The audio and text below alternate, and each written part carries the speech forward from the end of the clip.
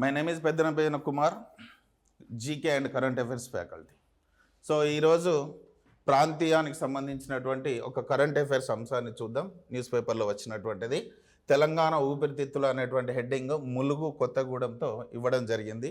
అయితే రాష్ట్రంలో అటవీ విస్తీర్ణ విషయంలో కొన్ని అసమానతలు కనిపిస్తున్నాయని చెప్పేసి ఒక సర్వే నివేదిక విడుదల చేయడం జరిగింది.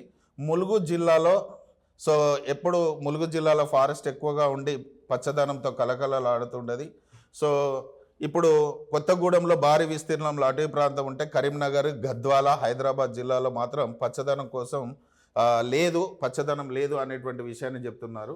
అయితే ఈ 3 జిల్లాల లోపల అంటే కరీంనగర్, గద్వాల, హైదరాబాద్లో ఈ 3 జిల్లాలలో మొత్తం విస్తీర్ణంలో 1% కూడా అటవీ ప్రాంతం లేదా అనేటువంటిది ఈ నివేదిక యొక్క ఆధారం.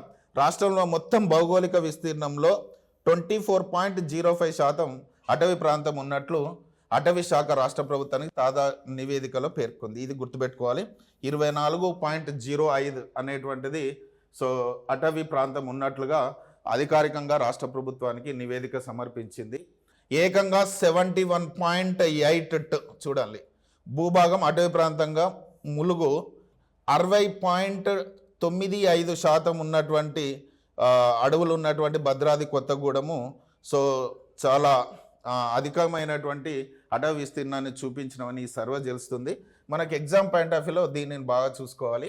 రాష్ట్రం మొత్తం భౌగోళిక విస్తీర్ణము 1,12,122 చదరపు కిలోమీటర్లు ఉంటే అందులో అటవీ ప్రాంతం వచ్చేసి 27,688 చదరపు కిలోమీటర్లు ఉంది. అత్యధికమైనటువంటి అటవీ విస్తీర్ణం ఉన్నటువంటి జిల్లాగా భద్రాద్రి కొత్తగూడెం ఉంటే అత్యల్పంగా ఉన్నటువంటి జిల్లాగా హైదరాబాద్ అనేటువంటిది ఉంది అని ఈ సర్వేలు చేపడుతున్నాయి.